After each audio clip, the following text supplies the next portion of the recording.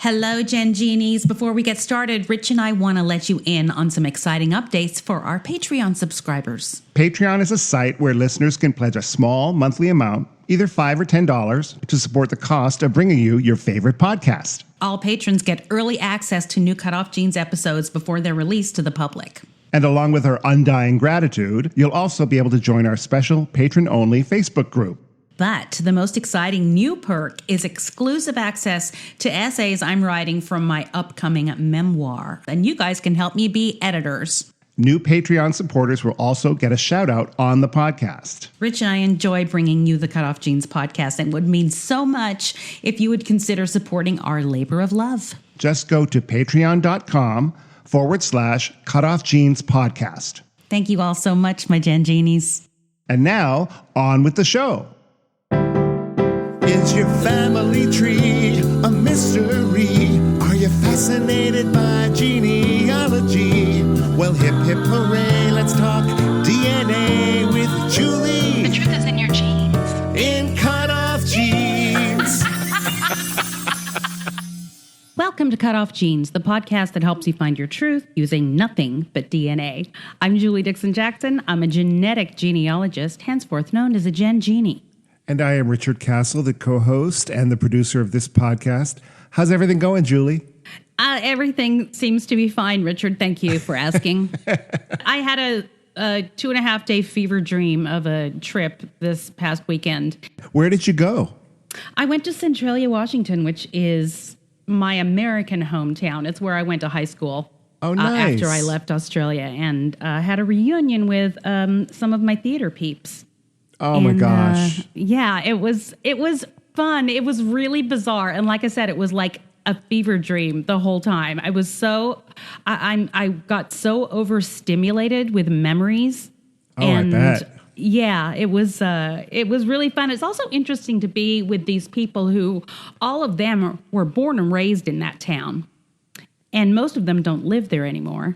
But they know, like we're driving, Saturday we just drove around town to everybody's old houses to look at them and went to our old high school, which has been completely remodeled. But everybody's like, oh, so-and-so. Oh yeah. Do you know? And everybody knows everybody in town. It's a small town. Right. But I was only there for 2 years. So I only know people that I was directly in contact with. So yeah, a lot of the time was like, who, what? It was, but it was really fun, and as crazy as this town is, you've heard me refer to it as the town from Footloose.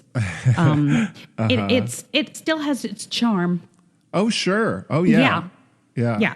I mean, I haven't been back to the little town I grew up in, Massachusetts, Stoughton, in a very long time. But anytime I go back, I always go back and go look at the house that I grew up in. Or that's what you do. And I have a couple of friends that still live in the area, and so it's nostalgic. It's fun. It's nice to kind of feel that connection of where you came from, or where even though you didn't come from there, you sort of spent a certain amount of years when. Like you said, you're theater peeps. So obviously you wouldn't be going back if you didn't have some kind of connection. I would not have been. And there are a lot of people didn't, and I get why, because there's a lot of trauma. People, especially people who are more creative and maybe more liberal, I guess. Sensitive. Sure. But there was because of how conservative it was, especially for us, there's a lot of trauma, and there was a lot of weird religious indoctrination that happened that made most of us feel awful. But it's still, and God, there are a couple people that I've been loosely in touch with. We were never close friends even back then, but I kind of saw them in a whole new light. And you know what I mean? I learned things about people that I barely knew before that I have a new appreciation for. In a good way? Yes, in a good way. Oh, yeah, that's so nice. In a great way. And then a couple of my friends, of course, Betsy, who is my cruise director in life. She's a friend of the show. She's also an adoptee. Yes. She's the one that makes all of this stuff happen, basically. So she was there, and then my friend Troy Scott, who we're like, we just kind of mind meld constantly. We have so much in common, and it's like exhilarating to be around him because we just get each other. So let me ask you this then. Yeah. Do these people, I mean, obviously Betsy knows of your current career as a genealogist and a genie, but do all of these people that knew you, in theater in high school know about this now? Well, yes, they do because they follow me on social media. I see. Most of them. And yeah, and the running joke was that I'm a scientist, and everybody was like, "Ask Jules, she's a scientist, she knows," which is ridiculous because I'm the only one of the whole group that didn't go to college.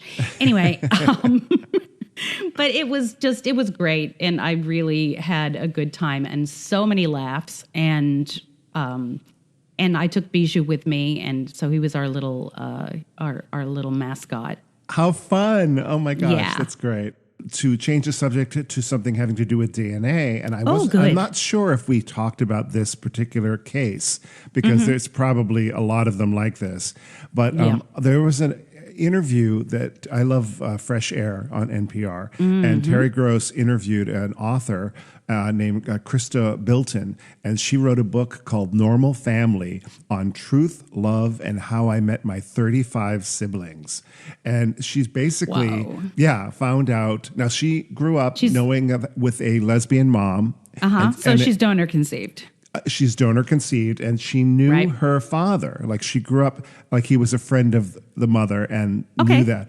But apparently, what was so interesting was the mother asked this man to donate sperm, and he did. And then he realized, I can make money at this. Oh. And even though she asked him not to do it again with anyone else, he did. In the same area? Yes, in Los Angeles. Jeez Louise. Okay. So anyway, so this girl grows up and she's on Ancestry, and she finds, or maybe 23andMe, I don't know, but somehow through DNA she finds all of these siblings. And her mom is horrified, and it's a really fascinating story. She has a lot more going on than just this connection with the DNA. The fact that her mom was a lesbian, and she had also been involved in some cults back in the 80s or something. And father is not our friend Peter, is it? Remember Peter Ellenstein, who was on the show? He dated a lot of sperm in the 80s. It is really in LA. Doubt it. I don't know if she mentioned his name or not in the interview. However, she did say that he had some mental health issues in his past, but one of the reasons why he was so popular at the sperm bank was because apparently he was really good looking. Oh, yeah, that's not Peter Ellenstein. No offense, Peter. She said the month after he donated sperm to her mother, he was the centerfold in Playgirl magazine. But anyway, the interview was on NPR, Fresh Air, on NPR, Fresh Air, and I thought it was a fascinating story that I wanted to bring up in the podcast. When I heard it, I thought, we got to talk about this. But again, the book is called Normal Family on Truth, Love, and How I Met My 35 Siblings.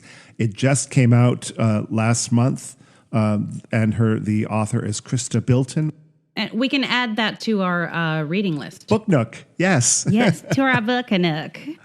I'm glad I could contribute to the Book Nook for a change. Me too. Julie. Thank God you're doing something. I have one more little kind of a follow up. Do tell. Yeah, and it's just something we were talking about with the overturning of Roe v. Wade. Yeah, and I was actually having dinner with a birth mother the other night, and she was talking about that, and she was bringing up the fact that she gave birth to her son and put him up for adoption. But she said the point is that it was her choice to do so. And she said, I didn't choose to abort, and that was my own personal decision.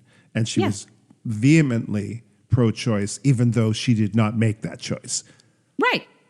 Because the choice was hers. It's all about choice. That's what it's about. Exactly. That's what people, I've said this before, but there are so many people, especially nowadays, that are absolutely comfortable with asking a traumatized adoptee, well, would they rather have been aborted? Right. which is ridiculous. And my answer is usually sure. I wouldn't have known. I wouldn't have been the wiser. Whatever, wasn't my business. It's a complicated and very personal subject, and it's nothing that anybody needs to gatekeep. Exactly. For individuals who... But we had spoken about this in the past episodes, and so this had come up the other night, and I just wanted to bring it up and share that with our listeners. Cool. Now you can talk, Julie. Okay, I'm now done I'm with getting into my it. part. What do you think? You're the host? Okay, I'm feeling very feisty today. No, I love that you contribute. So let's talk about Somerton Man. It has happened. Yes. Finally. So a bunch of people drew my attention to the fact that Somerton Man, which is that case that we've spoken many times about, well, not many times, but about... no, we've talked about it a few times. Yeah, I guess remember. so. Right. Yes, he was found, yes. the body of this man was found in 1948 on the beach in South Australia, on Somerton Beach. And it was a huge mystery. And there were so many bizarre circumstances surrounding him and why he was like there. nobody ever came to claim like who He was never said, claimed. Yes, and didn't he have some? Oh God, what was it like? The pockets, the labels inside his suit jacket. The labels were removed from all of his clothes, which is so bizarre. Right. And he also had like a scrap of paper that came from the. I can't remember, but I think it said Tom and Shoed, which means the end or it's finished, something like that. And he was well dressed, right? He was in a very nice suit, and so they took a plaster cast of his face, and so that people could see what he had looked like before they buried him, embalmed him, and buried him. I'll read this article. So I'll read this. Identifiers International and the University of Adelaide announced the identification of Somerton Man as Carl Charles Webb, born 16 November 1905, Footscray, Victoria. By the way, Footscray is my old stomping grounds. It's the western suburbs. That's my football team. That's where my father grew up. It's so crazy to think that he's from so close to where I grew up. But obviously from long before you grew up, because he was born in probably 1905. 1905. So yes. So yes. A little before your time. Right. He was born around the time that my grandparents were born. Yes. So, and his parents were Richard August Webb and Eliza Amelia Morris Grace. He was a resident of Melbourne, my hometown, and by profession an electrical engineer. So was my dad. And an instrument maker. So many parallels. The Somerton Man is Australia's most well-known forensic case that has defied analysis since the man was found dead on Somerton Beach, South Australia, on December 1st, 1948. The identification was made based on rootless hair found embedded in the man's plaster death mask held at South Australia's Police Museum. Professor Derek Abbott of the University of Australia was permitted access to the mask and the hair in 2011 by the South Australian Police. In 2018, the University of Adelaide successfully extracted the whole mitochondrial genome, which established the Somerton Man was Caucasian European, along with the direct female line of this family. Abbott and Fitzpatrick were able to create a forensic genetic genealogy profile that was used to identify the man. Okay, so that's important because this was first really brought to our attention and our listeners' attention because they had been given permission to exhume the body to try to get DNA from his bones. But that didn't work. And they couldn't. Right. They couldn't. In the end, it was the strands of hair in the death mask made by the police that... Isn't that something? Yeah, Wow. So the exhumation was not necessary, it turns out. Another important clue was that Webb's sister, Frida, was married to Thomas Keane. The name T. Keane appeared on several items in Somerton Man's suitcase, discovered at the Adelaide train station shortly after he died. So that's pretty telling. A twist in the story is that Robin Thompson, who has been thought to be a descendant of the Somerton Man, was found to have no DNA link. Fitzpatrick and Abbott were able to conclusively eliminate Robin, even though he notably shares rare teeth and ear features with the Somerton Man. Robin is Abbott's wife. And they actually met because they thought that she might have somehow been related to him because that's right. I remember this now. Yes, yeah. Yes. So that kind of went out the window. What I think is interesting about this is they have identified who he was from the DNA and like who the ancestors are for living today, right? Yeah. But did they? I don't believe they ever found the cause of death. Did they? No, they didn't. And in fact, there's another article that I'll reference here. So what's funny is in most of these DNA things that we talk about, it's because it was a crime was committed and they are trying to find out who did the crime, who was the perpetrator. But in this case, we don't even know how he died. But a 48-year-old man dead on the beach with no obvious, beating marks or gunshots or anything like that. Right. Yeah. So when they identified him, they built a tree and then they found a first cousin 3 times removed, something like that, and asked them to test. And that's how they identified him. And there is no death record for him in the records. So he just disappeared. But again, maybe he was estranged from his family. He was married, actually, and his wife, I believe, divorced him based on desertion. So she didn't know what happened to him either. Right. Let me see. That's kind of sad, because he may not have deserted her, depending on when he left. But they must have been estranged, right? Because she would have called out the cops if he just didn't come home some night. She wouldn't just assume, oh, he deserted me. Right. Right. So his wife was Dorothy Robertson, by the way, known as Doff Webb. I actually built an ancestry tree really quickly based on this information, just to see if there were any clues that I could ascertain. And it looked like certain family members, I think a sibling and his mother died around that same time. So maybe he was super depressed. I mean, the last known record we have of him is in April 1947 when he left Dorothy. Oh, okay. He disappeared and she appeared in court saying that he had disappeared and she wanted to divorce. Fitzpatrick and Abbott say Robertson filed for divorce in Melbourne, but 1951 documents revealed she had moved to Butte in South Australia, which is 144 kilometers northeast of Adelaide, establishing a link to the neighboring state where the body was found. That's interesting. It's possible, but keep in mind, Australia only has like 5 states. This was 1947. I think he probably took some kind of poison. Yeah, maybe. I think he found a way to do this. And at that point, they didn't have the scientific abilities to really analyze. We're talking like 75 years ago now, right? Yeah. Wow. 75, 80 years. Wow. Yeah. It's kind of sad that he didn't have any family that missed him, though. That went looking for him. Yeah, right. Exactly. Yeah, he was probably a troubled soul. If he didn't have anybody who reported him missing, There's also that other stuff about. Remember, there was some woman who lived nearby, and there was I can't remember how they got to her, but they'd showed her a picture of him, and she looked like she'd seen a ghost when she looked at it, but then said that she didn't know him. Which was, right. I think there's still some more mysteries there to solve, and I bet they're still looking into it.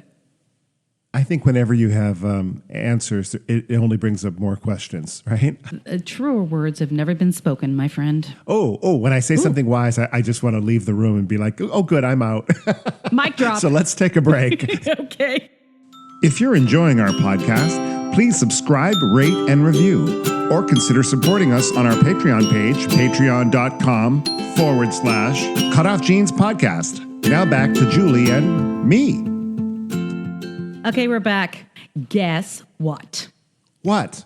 Well, people have been, everybody agrees that Ancestry is the best site to use when looking for unknown family because it is the largest site. It is the largest database. But it didn't have a chromosome browser. And everybody was saying, and everybody I know that knows more than I do says they're never going to do that for some reason. I'm sure there's a reason behind it. But guess what? So recently I talked about the new side view where you get this pie chart now on Ancestry that shows which parent you inherited what DNA from. Yes. And they've taken one step further now, and they have what very much resembles a chromosome browser.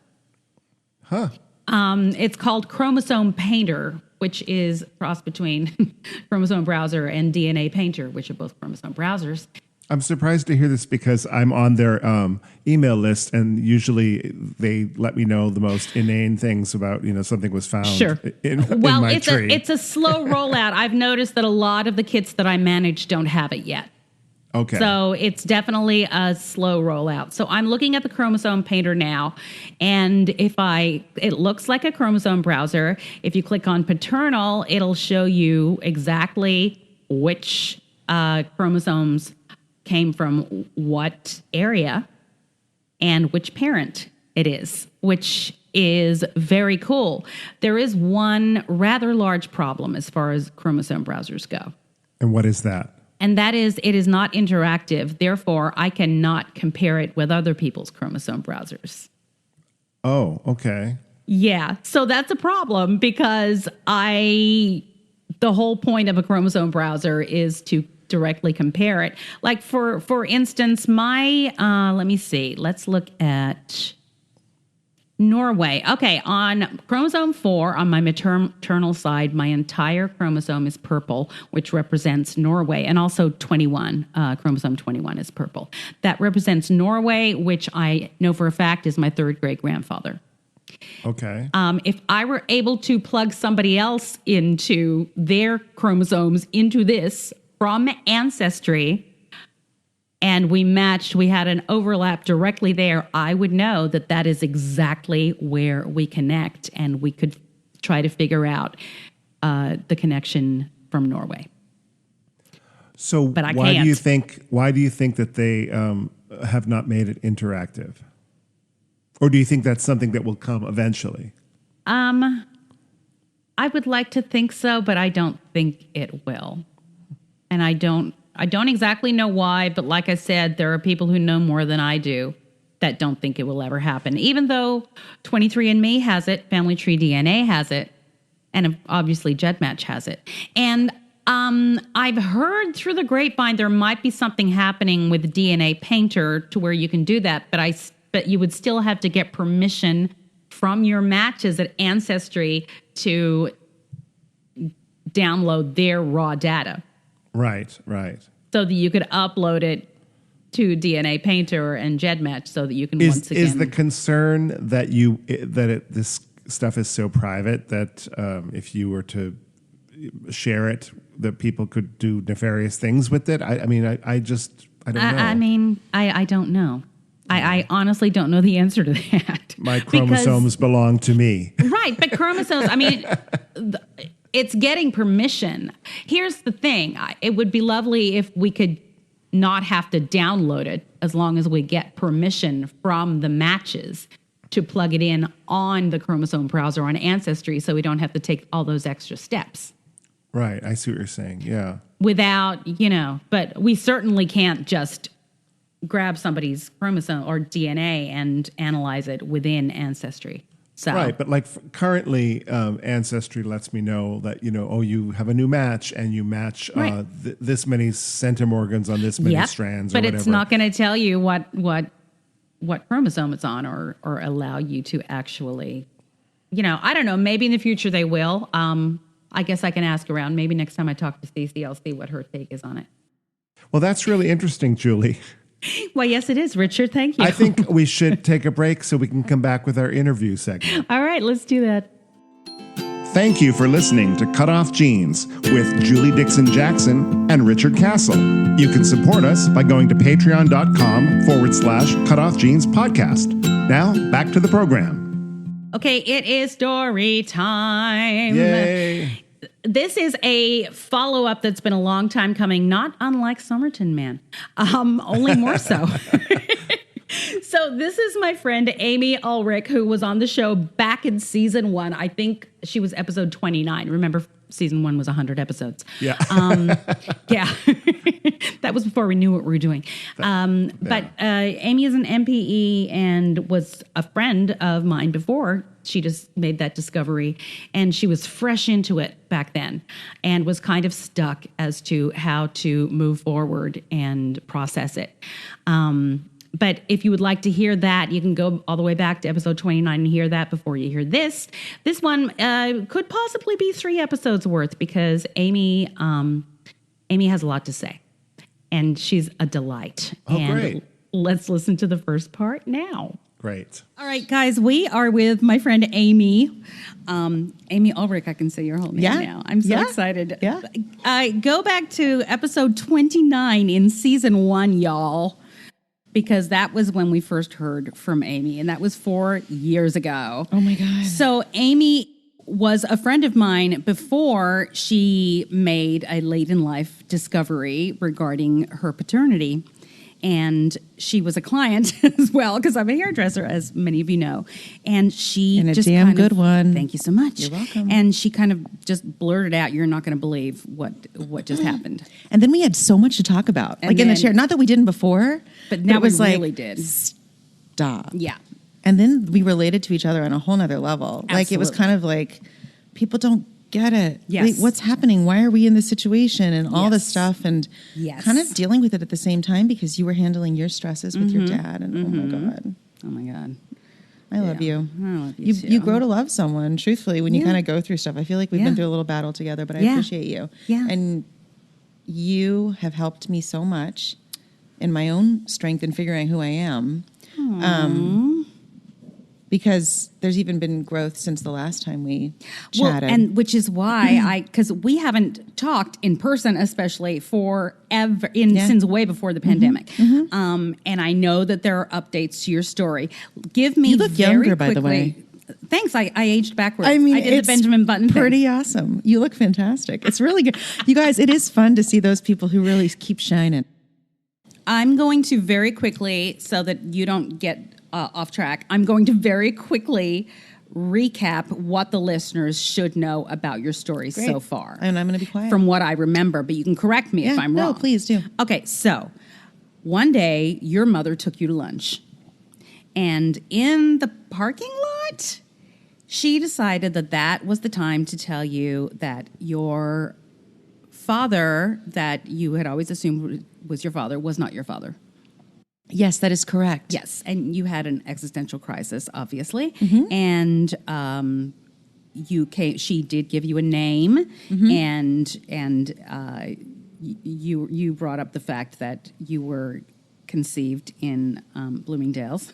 Oh my God. And I drive by all the time and I'm like, you haunt me. And I'm not into fashion, but I now make that actually the spot, which is so funny. And it was someone's choice to drop my kid off at the mall in the pickup spot. It's always Bloomingdale's? at Bloomingdale's. And I'm always like, this is hysterical. And I just think it's Can funny. I just I'm not, tell you- I don't do high end anything. I don't either, but whenever you and Bloomingdale's are synonymous. Every time I see a Bloomingdale's, your little face pops into my head. Thank you. I mean, it's funny because, yeah, all of this went down at the Bloomingdale's, supposedly, on 59th Street. And I say this because it's the conceiving of me. I've learned that is part of my truth, so I can own that. Like, Yes. I was born because I was conceived at Bloomingdale's. in Bloomies. And, yeah, that's that. When last we spoke, and people heard you, you knew who your father was. Mm-hmm. You had found, I'd helped you with the DNA, and you had found cousins, and you knew that there were siblings, Mm-hmm. half siblings, but you were stuck moving forward. Yeah. So that's essentially where we are. Yeah, and actually to add a little bit to that, and thank you for that, because that's incredible. Since, good for you. You are awesome. I'm like, is that what we did? Yeah, that's where I was. where we were. That was, and I found out this truth 7 years ago. So it was 2014. It's now 2022. It was August of 2014. 7 years ago. Yeah, and I'm still on the journey. So that's what's so interesting. But I find myself comfortably in a place now where I can be kind of in the rooms, the NPE rooms online on Facebook, and be more a voice of hopefully comfort and listening. And not that I wasn't listening before, but I was so caught up in my own head of everything. And now I can really be like, oh, you guys if you can do this and that, you'll get through this. And a lot of it is coping mechanisms that are very healthy, a lot of therapy, good meds. Yes. And what I feel like I've been successful with since then, and I will do an update, but I truly feel like I've built a solid foundation myself because I realized through dreams, which got really vivid, that I was literally detached. I would have these ropes that kind of were like detached from me and I was just like falling. And I think that we all don't realize, or I didn't realize how much I feel like prior to that, even though I knew something was weird, that sense of family that I had with my cousins, with my grandparents, with my father, with my stepmother, with my sisters, with my half brother, that all was very, very solid in terms of foundation for me, even though the relationship with my dad was strange, right? So then when I got this news, I had such a sense of relief and a puzzle piece was solved, but at the same time, I was totally like without foundation. So what I've done really solidly, I feel like over the past 7 years, is try and build my foundation so that I can be good going forward. Okay. So that being said, when I was last on, I believe I actually finished off and I recall this feeling very vividly, that I left feeling like I was in a really good place with my dad, the guy who was my birth certificate father. Right. His name was Fred. He has since passed. Yes, I'm sorry about that. Thank you. No, he is like with me. I feel like more vividly now, weirdly. Oh, and I might get a little emotional, but I'm trying. Thank goodness for meds because I don't cry nearly as much as I used to. I mean, truthfully, and I mean that in a truthful way because I feel like I have a good team of a psychiatrist at Kaiser, a therapist, and the medication. I can actually function and do well as a parent and all the other stuff. And it's okay. It's not a sense of shame. It's not a source of it. It's what do we need? Do you need a cane to walk? Okay. Use a cane. Do what you need to do. Absolutely. So I just took a little sip of wine. I was going to say, as she says, as she takes a glass of I'm wine. going to confess, it is Speaking of also, I coping. think, 11 in the morning. In Los Angeles, which is actually where I am. So I wasn't going to be like, it's actually 11 in Copenhagen, 5 o'clock here. Yes. No. And I don't typically have wine this early, but I was like, if I really go there, I'm gonna have a little glass of wine for right now. Good. Just one little glass. And I planned for a nap right after because I'm old. So I have one glass of wine, I take a nap. I also have a giant glass of water next to it because I'm responsible.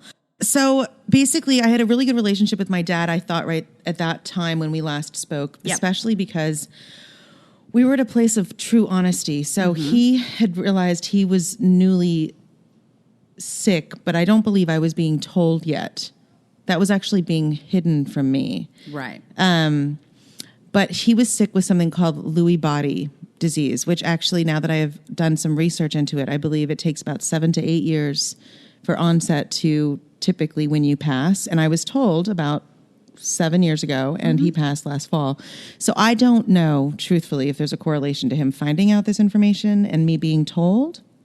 But now that he has since passed, I've kind of there's a lot of stuff I've kind of put 2 and 2 together. They said it was because, I believe they said that it was because my stepmom and my dad were at a party and a therapist told them that it would be smart for me to know. Kind of like they were like at a party talking about their crazy probably or something daughter or, really whatever. Yeah. This daughter that's not my daughter. And then this person was like, you should let her know. And so they're like, because he knew. He already knew. He had known this. Yeah, so he knew, and he had actually taken me to UCLA Medical Center, or not, sorry, it was, I don't know what it was then, UCLA. Whatever. Yeah. Thanks for that. I do all this crazy podcast stuff for medical stuff, and I'm always saying UCLA Medical Center, UCLA. And the gentleman, Paul Terasaki, who now there is a Terasaki Institute. He was such a strong individual in his field. He invented, I believe, I could be wrong, anybody listens to this and knows better, I believe he invented the way to test for HLA testing, or was someone who was a part of the progress of that. And HLA is, this would be very interesting to find out if anybody else who's been interviewed, who you've interviewed, or out there is listening, had this done. But when I was 5.5, they took me to UCLA. Dad took me there. Mom says that she didn't know that I was being taken. But when it's a paternity test. And before there was DNA, they basically did tissue and blood tests. Tissue. Okay. Tissue and blood. And I have the result because 2 weeks after I got the truth, I met with my dad and I said, can you send me the truth? And he said, or the proof. Mm-hmm. And he said, it was called, the title is Scan Proof. I still have a copy in my email, and it has the proof, and it says 99 point whatever that this is not your father. Right.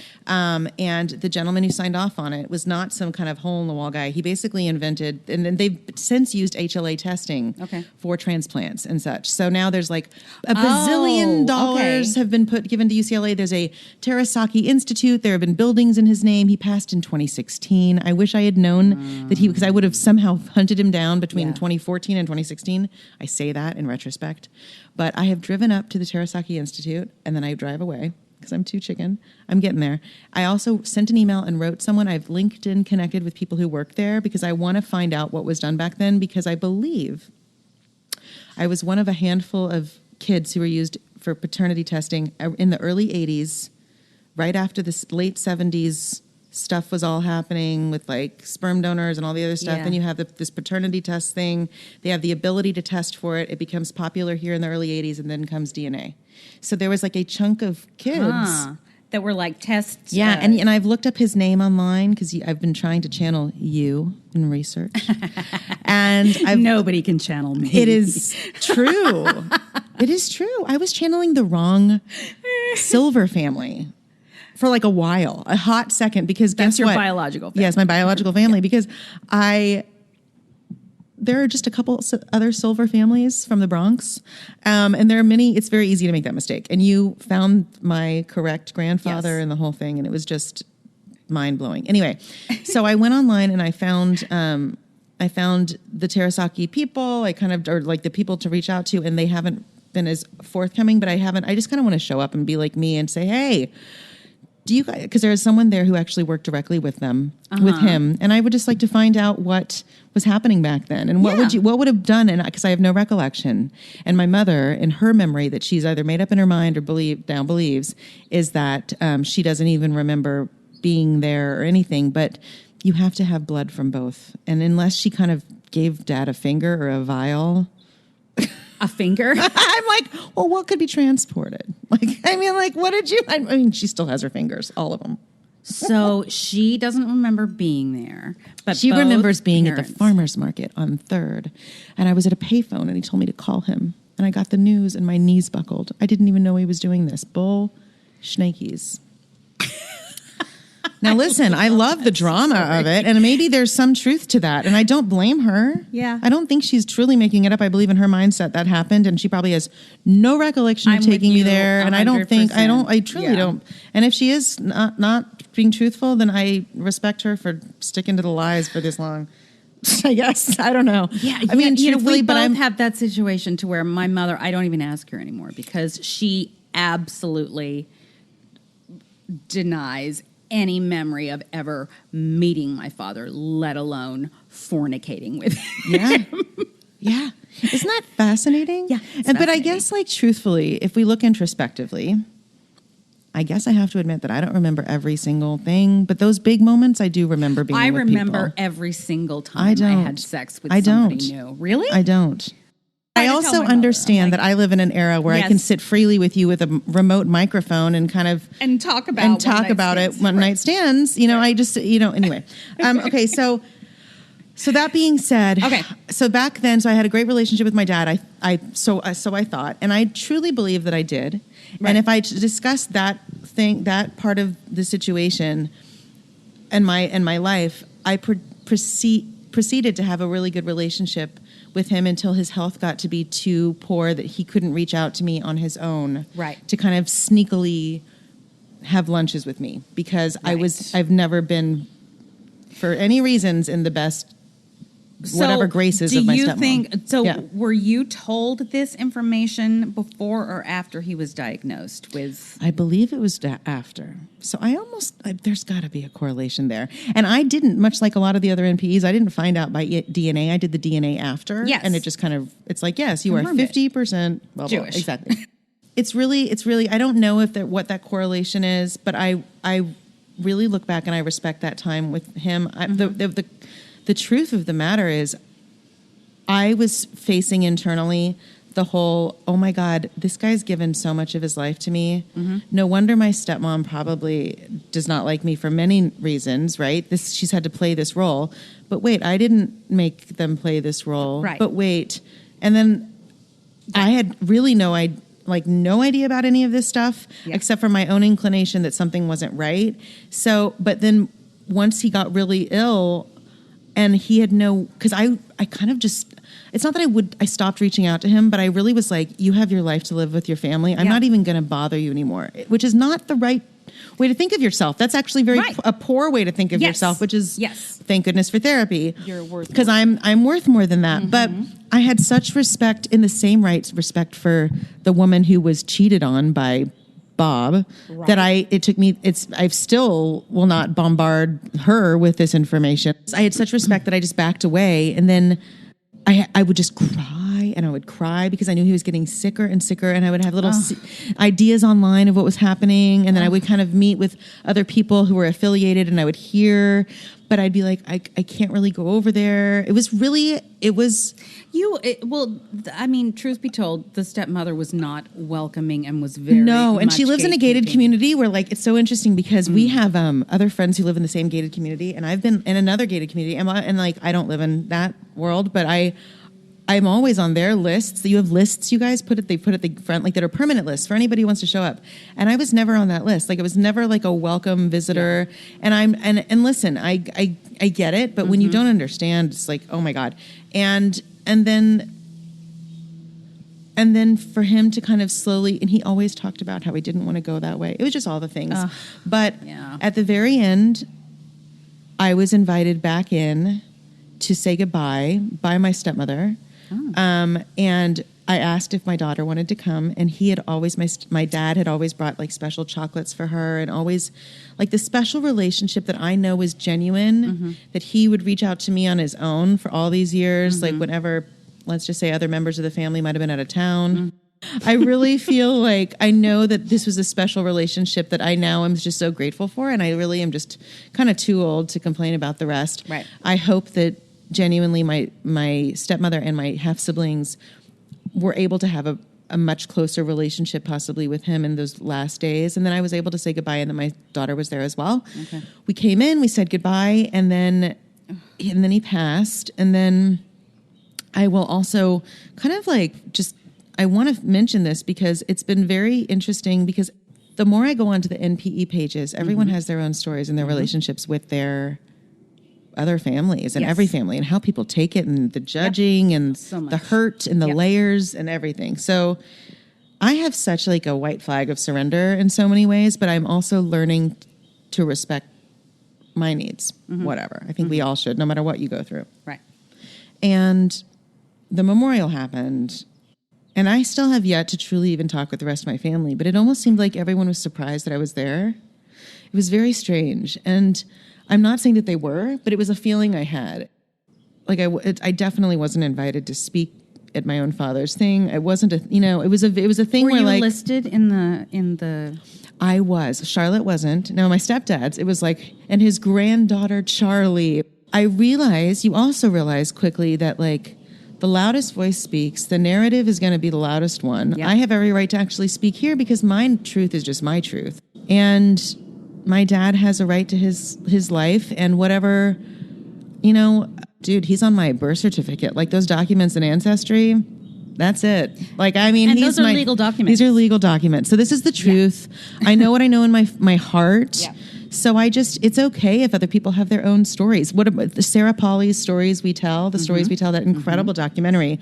How many people had their own version of whatever her life was? And she's like, okay, well, now here's the story. I think it's fascinating. Yeah. But I also saw a lot in my whole family, every individual in my family that I thought to be my family, in very different lights because of how everybody handled it kind of through it. And it's kind of a fascinating thing. And I'm trying not to be judgmental myself, but it's like, okay, let's see how we're going forward and look at the family that I've built in the meantime. And I don't mean to be cheesy, but truly with my friends, like it's, and the family that has stepped up, the cousins or the aunt that might've leaned over and gave me an extra hug during the memorial saying, hey, I'm feeling you right now. And I'm like, thank you. I appreciate that. And your needs are valid and blah, blah, blah. And Charlotte leaning forward and being like, at least they mentioned you, Mom. I'm like, horrible, Charlotte. That is not how. Just the fact that she had to say that means like, and I'm like, I'm not saying anything, Char. Listen, sweetheart, girl, we are all important. And whatever they're having to feel in their own right. And let's move on and let's all be appreciative. A friend of the family mentioned that I walked into the lion's den. And I was so weird that they said it to me because I was like, I did? Wow. And that tells me that it's and I'm like, so what? Yeah. And I'm like, oh, okay. So I'm not like making it up. And I go, but it's okay.